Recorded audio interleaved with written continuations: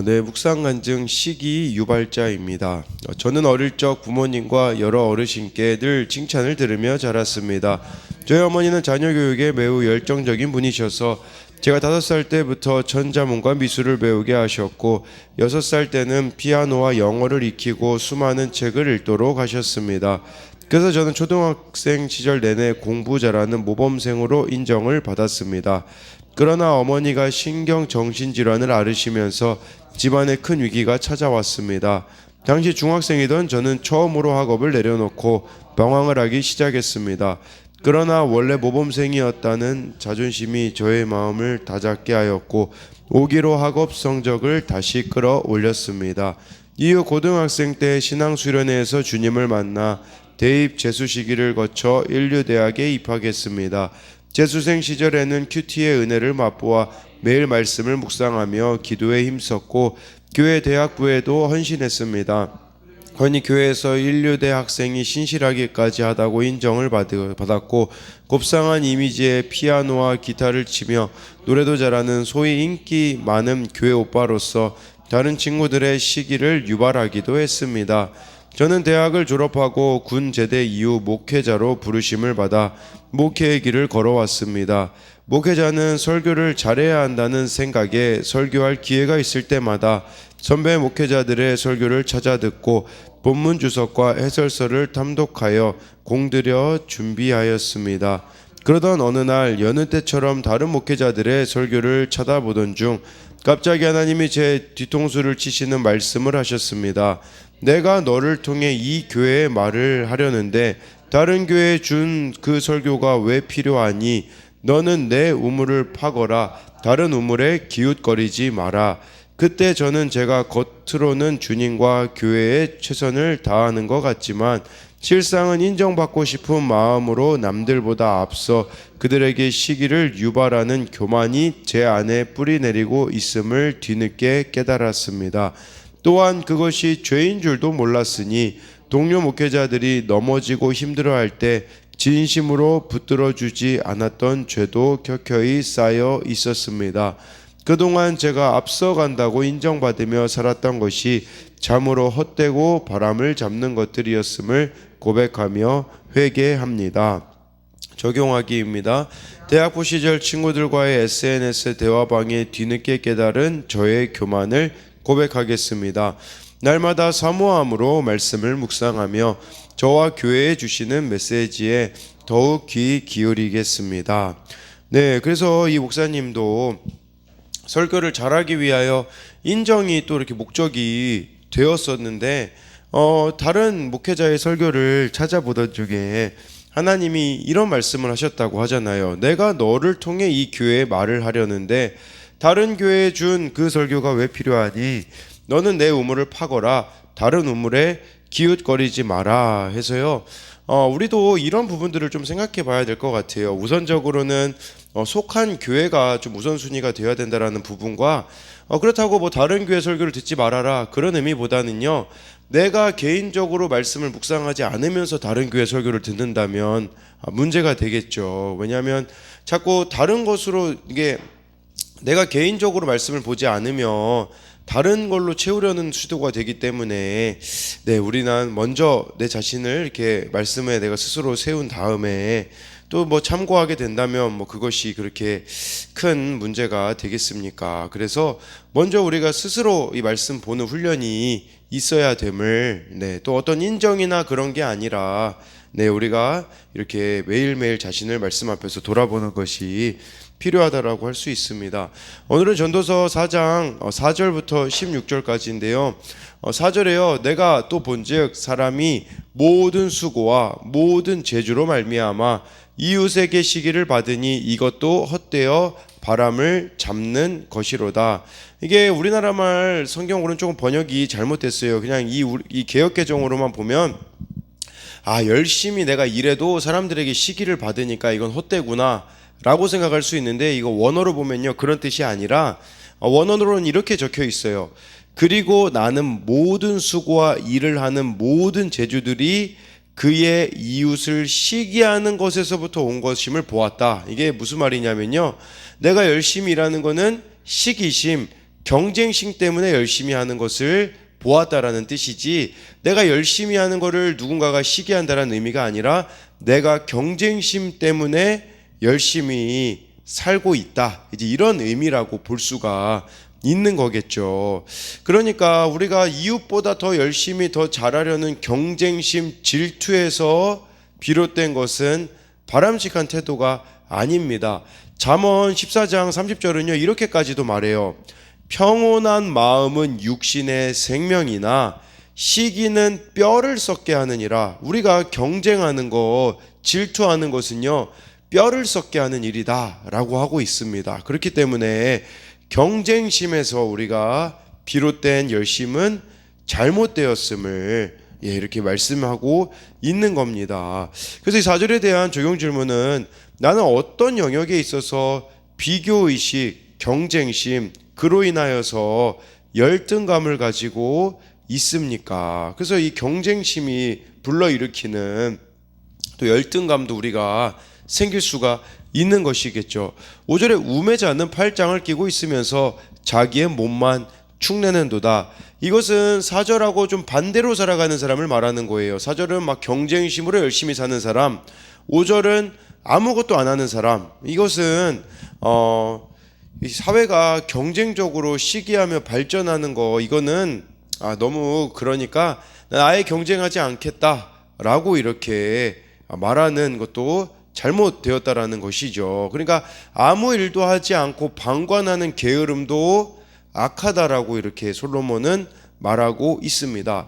여기 자기의 몸만 축내는도다, 이걸 원어로 보면요 자기의 살을 먹다라고 기록이 되어져 있어요. 그러니까 자기의 살을 먹는다, 무슨 말이냐면 굶어 죽는다는 뜻입니다. 굶어 죽는다. 그래서 아무것도 하지 않는 것도 이렇게 굶어 죽는 일이기 때문에 합당하지 않다라는 거겠죠.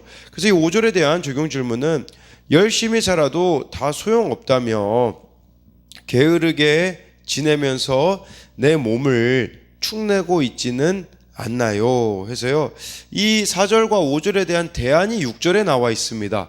두 손에 가득하고 수고하며 바람을 잡는 것보다 한 손에만 가득하고 평온함이 더 나으니라. 그러니까 막 모든 거를 막 다 차지하고 얻기 위해 두 손 가득 수고하고 경쟁적으로 살아가는 방식이나 아무것도 하지 않고 게으르게 살아가는 방식의 중도적인 방안으로 솔로몬은 자족을 제시하고 있어요. 자족하는 삶. 그래서 한 손에만 가득하나 평안한 거, 이거는 자족하는 것이라고 볼 수가 있겠죠.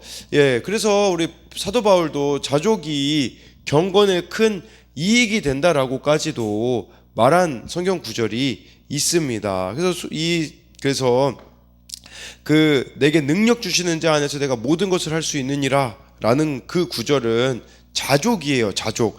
풍부든 비천이든 능력 주시는 자 안에서 이렇게 만족하며 살아간다라는 거겠죠. 잠언 15장 16절 이 세 번역에 보면요 이렇게 말씀해 주고 있어요. 재산이 적어도 주님을 경외하며 사는 것이 재산이 많아서 다투며 사는 것보다 낫다라고 하거든요. 그러니까 이 한 손에만 가득하고 평안한 것은 하나님을 경외하면서 살아가는 삶이 아니겠습니까? 그래서 6절에 대한 적용 질문은, 하나님이 내게 주신 것에 자족하며 평온함을 누리고 있나요? 7절에요. 내가 또 다시 해 아래에서 헛된 것을 보았도다. 헛된 것을 솔로몬이 보았는데 8절에 어떤 사람은 아들도 없고 형제도 없이 홀로 있으나 그의 모든 수고에는 끝이 없도다.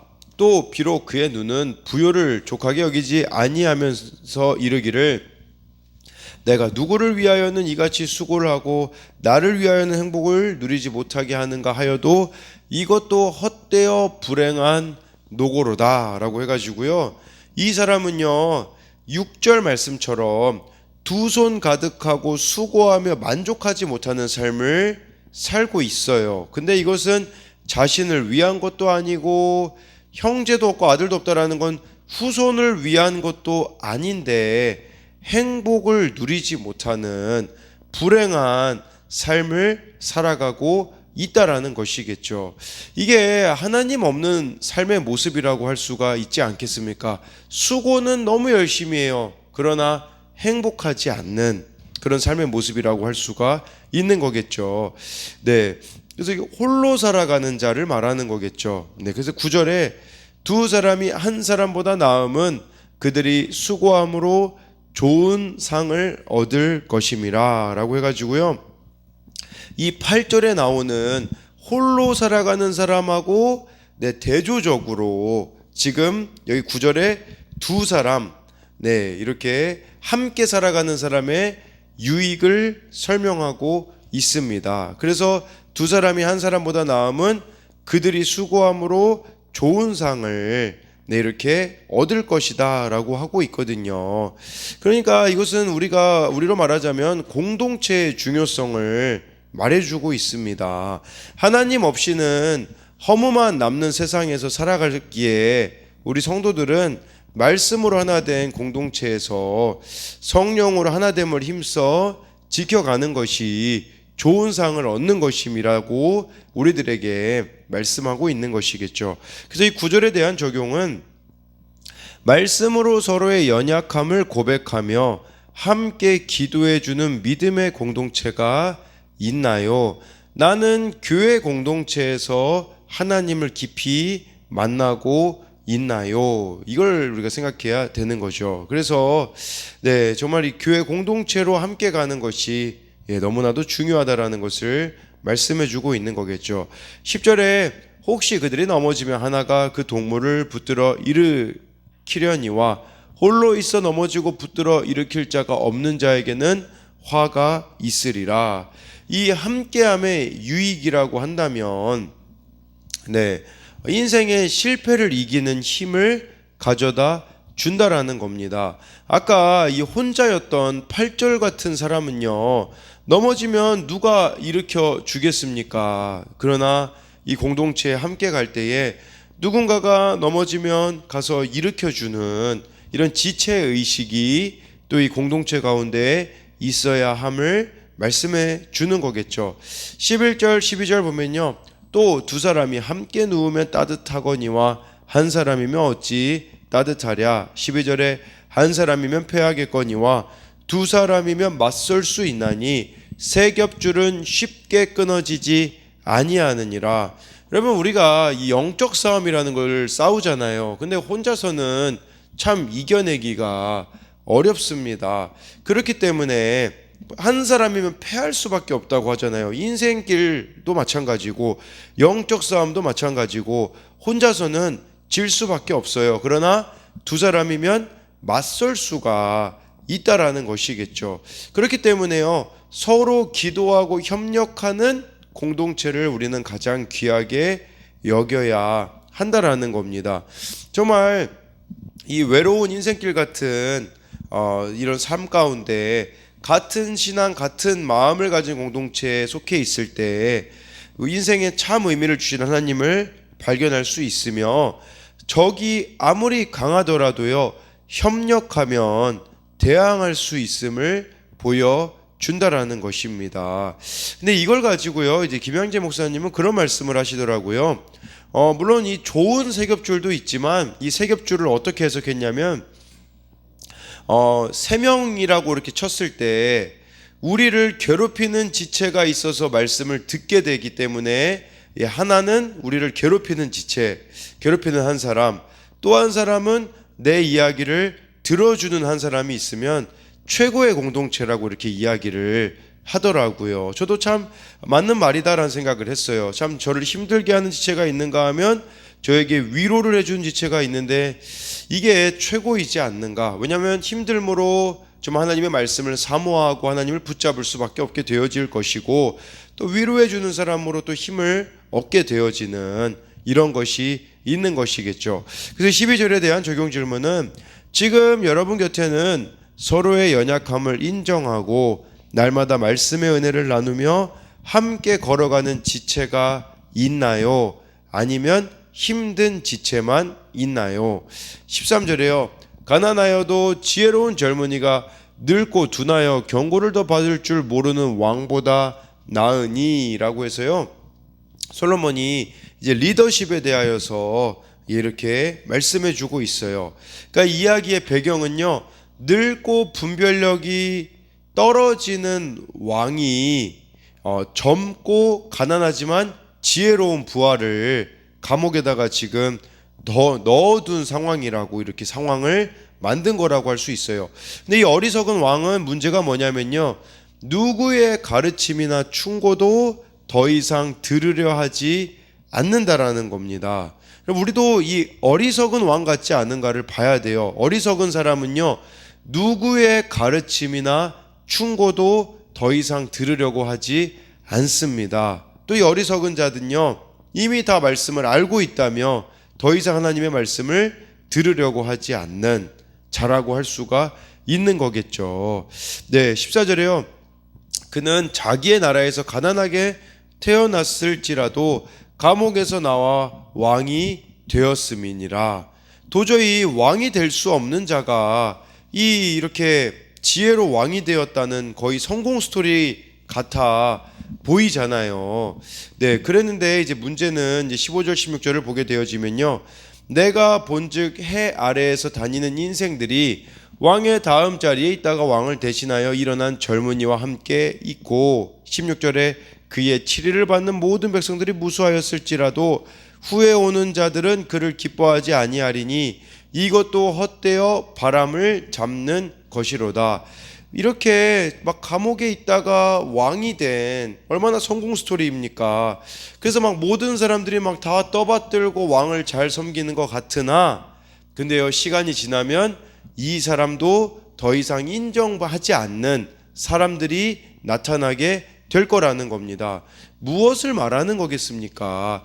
영원한 존경이란 없다라는 걸 말해주고 있어요. 그리고 모든 사람을 만족시킬 만한 사람은 존재하지 않는다라는 것을 말해주고 있는 거예요. 사람들이 막, 그래서 우리가 뭐 박수 칠 때 떠나라는 말이 있지 않겠습니까?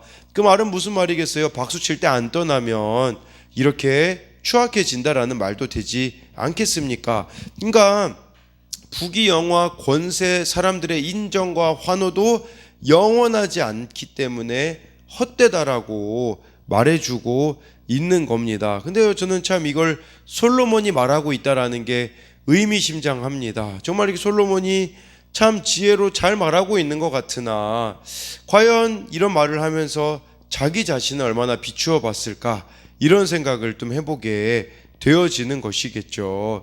예, 마찬가지로 우리도 다른 사람들에 대하여서는 얼마나 잘 보이고 해주고 싶은 이야기가 많습니까? 그러나 그 가운데 하나님 앞에 우리 자신을 돌아보는 것, 이것이 너무나도 필요하다라는 것을 기억하며, 그렇다면 여러분, 우리가 진짜 영원히 남는 인생은 무엇이겠습니까? 그것은, 영원히 남는 인생은요, 자신이 부와 명예와 영광은 다 잊혀질 것이기 때문에 하나님을 위하여 수고하고 섬긴 삶만이 영원히 기억된다라는 사실이에요. 더 쉽게 말씀드리면, 영원 불변의 가치인 영혼 구원을 위하여서 살아가는 사람이 진정 복된 자다.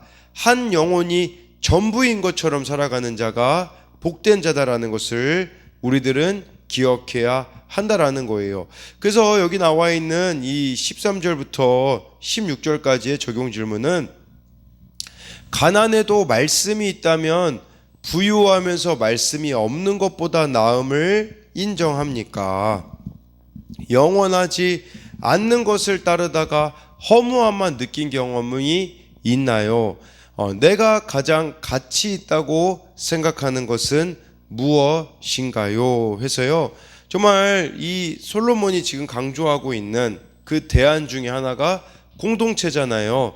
그러니까 우리들의 이 허무한 인생을 이 교회 공동체 가운데 서로를 일으켜 세워주기도 하며, 또 엎드려진 자, 넘어진 자가 있다면 우리가 또 가서 세워줌으로써 이렇게 연합하는 이 공동체는요, 정말 사탄의 공격을 이겨내고 구원으로 인도해 내어지는 공동체가 되어서 나도 살고 다른 이도 살려내는 그런 우리 교회 공동체가 되어지기를 소망합니다.